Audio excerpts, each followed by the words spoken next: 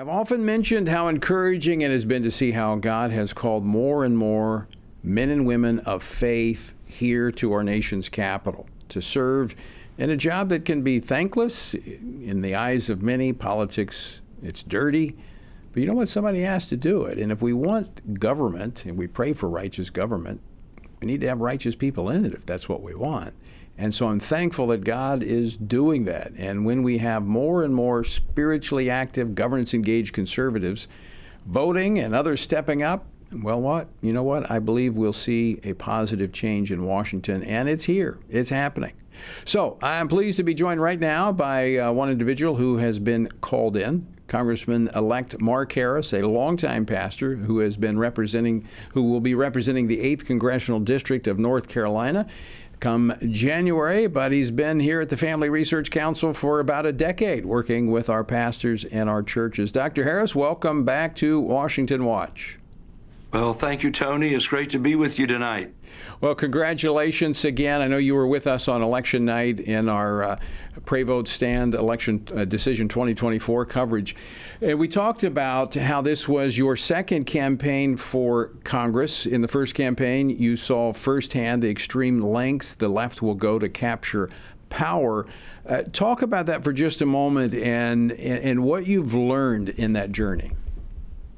Well, obviously, if you don't know our story, in 2018, I was elected in the general election to the 116th Congress at that time. And we went through orientation, in fact, and we're coming into that second week of orientation when the State Board of Elections got involved, and it just became a mess. The story's too long to tell. There's a book about it called 13 Ballots, the manufactured scandal that overturned an election, and forward was by Governor Mike Huckabee. But the book explains all the details that we went through and the nightmare that it was. As you said, the links that the left will go to in order to try to steal an election, take an election. But nevertheless, God in his timing and in his wisdom has brought things full circle. And I now have the privilege of being able to represent the 8th District of North Carolina in the U.S. House of Representatives. And very, very thankful. Now, you're replacing another good friend of ours, and that is Congressman Dan Bishop. It's a conservative district. It's had good, solid leadership, and I know it's going to continue under your leadership. What are you looking to tackle when you arrive here or when you go to work here in January? Well, I think we're just really looking to fulfill the commitment and the promises that we've made to the people all across my district and really across this country. We're still seeing the results that are trickling in from election night, and it is beginning to look more and more that we are going to be able to hold the House of Representatives. And in fact, with the results of election night, it looks like we're going to have the White House, definitely going to have the U.S. Senate, and with a majority in the House, there are going to be a lot of things that we're going to be able to do to really fulfill the commitment that a lot of us have made. It's going to be an opportunity that we all had been hoping for.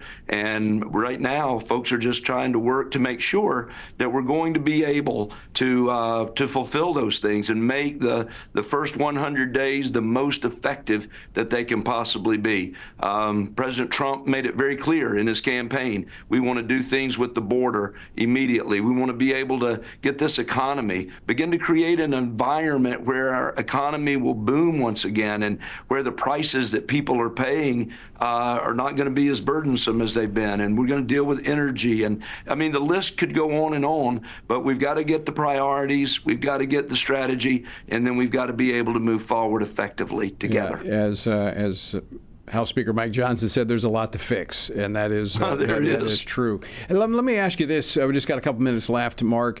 But at the Family Research Council, when you're here, you worked with first culture impact teams, the community impact teams in churches across the country, and then working with pastors. How critical was that, as you saw that as a candidate, to have churches that were both informed and engaged?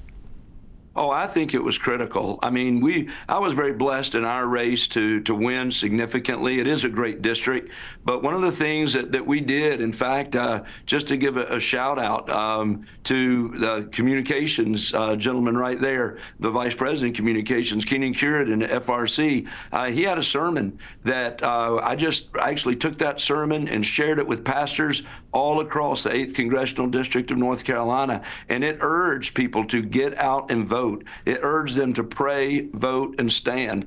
And I think that was significant. I believe that. I believe if we sit on the sidelines, we're going to continue to watch our country in a great decline. But I believe that believers will be salt and light, and that they will step in and they will pray, seeking the very throne of heaven with the issues that we're facing today. And then they're willing to vote, be engaged in the process, and then willing to stand.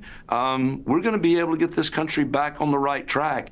And the people I'm already meeting here in this first few days since I've been elected that are coming to Washington are coming with a passion. They're coming with a faith. They're coming with a heart. And you know this, Tony, from the folks you've already engaged here. There is a strong spiritual element in the hearts and minds of many of the men and women that God's bringing together in Congress. And I'm hopeful for the future. And I think that's why the left is so worked up, because this will go after the real source of the problem. It's spiritual, and when you got political leaders that understand the spiritual nature, you put those two together and it becomes powerful. Congressman-elect Mark Harris, great to see you. Thanks so much for joining us today. Thank you for having me. It's always an honor.